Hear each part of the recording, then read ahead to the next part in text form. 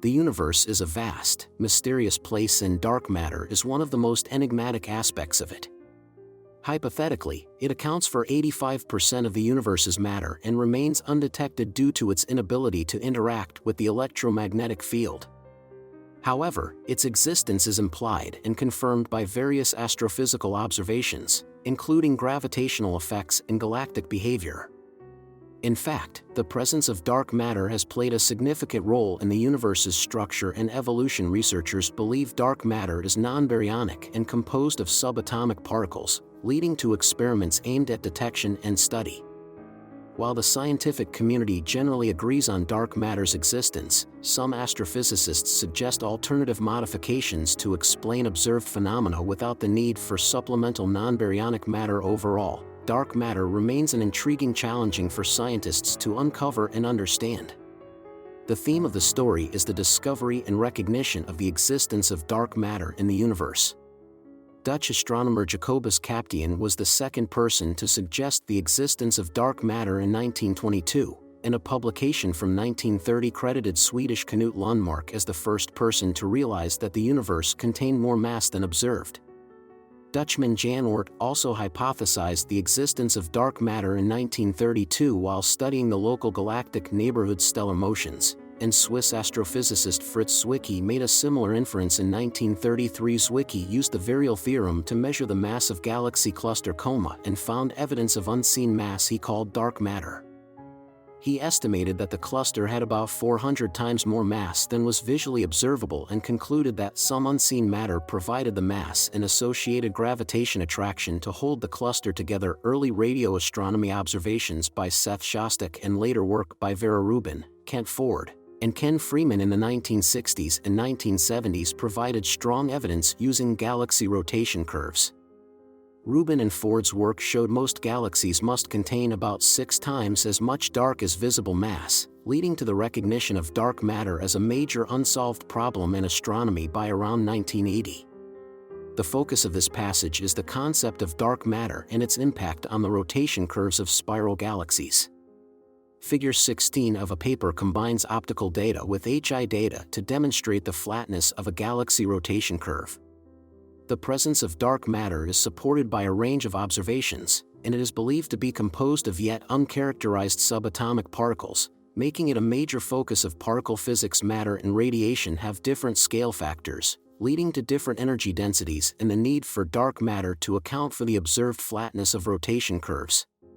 While dark matter can refer to all non-visible components of the universe, it is typically used to refer to the non-baryonic components. The rotation curves of spiral galaxies can't be explained by luminous mass alone, and the observation of flat rotation curves suggests the need for dark matter to be present.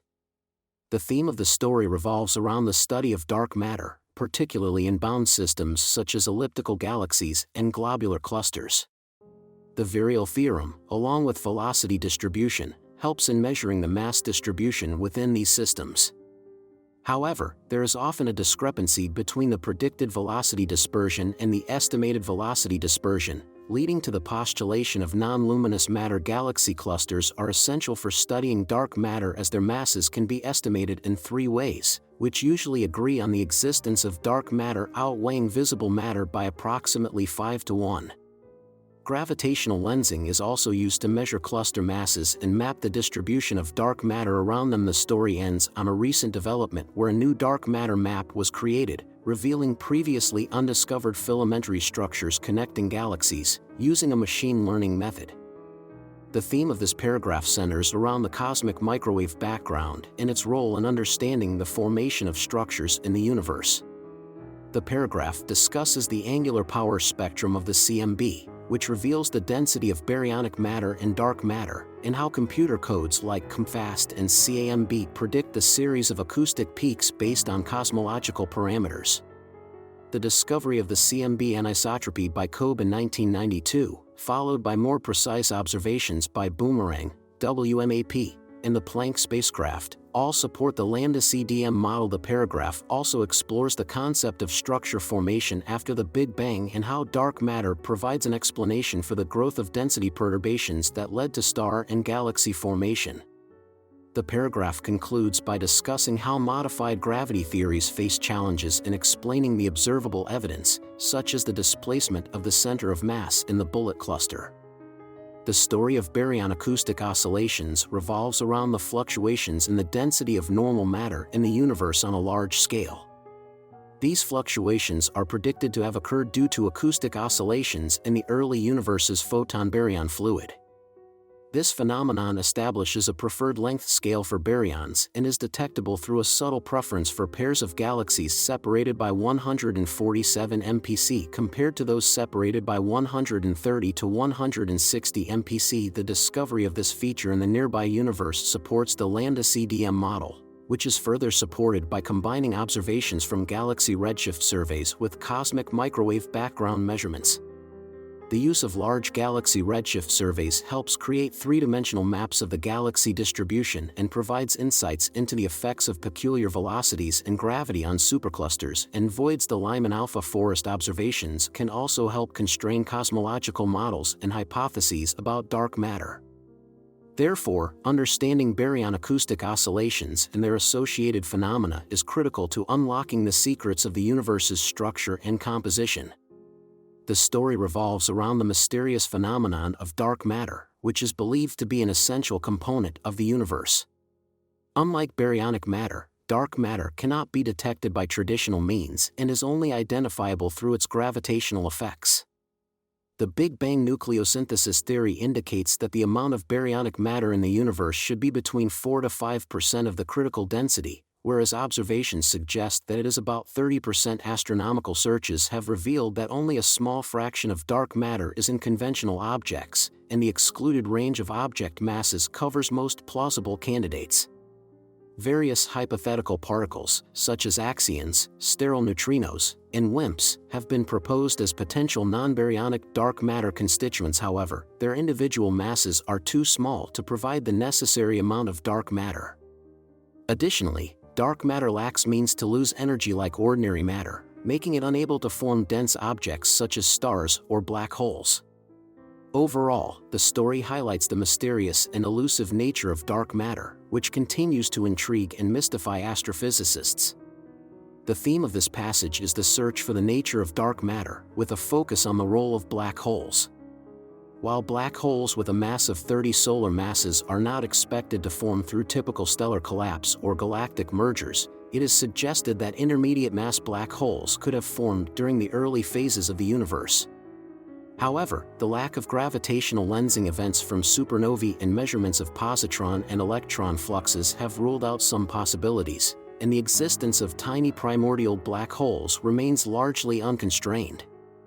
The different categories of dark matter are defined by the velocity of their particles, with cold dark matter leading to a bottom-up formation of structure and hot dark matter excluded by observations. Overall, the search for the nature of dark matter is ongoing and the question remains unsettled. The story of dark matter revolves around the concept of its nature and properties that still remain a mystery despite being an essential component of our understanding of the universe. Warm dark matter, for instance, became non-relativistic after the first year of the Big Bang era, and in the radiation-dominated era, it had a photon temperature of 2.7 million kelvins. The actual FSL, or free streaming length, is around 5 times larger than the particle horizon size, which is approximately 10 million light-years. Today, dark matter is categorized based on its FSL, with cold dark matter being the most relevant for cosmological observations.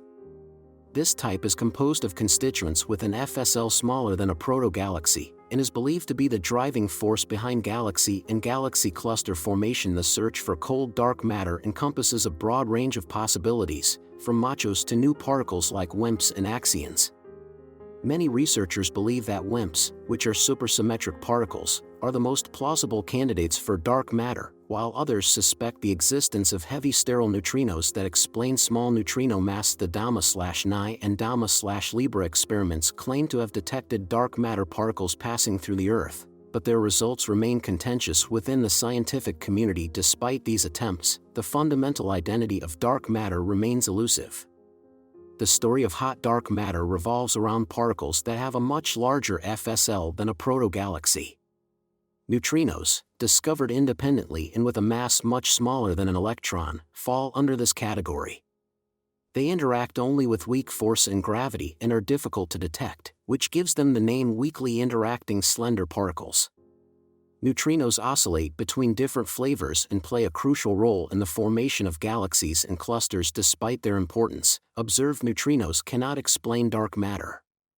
The search for subatomic particles that make up dark matter continues, with experiments divided into two classes: direct detection and indirect detection.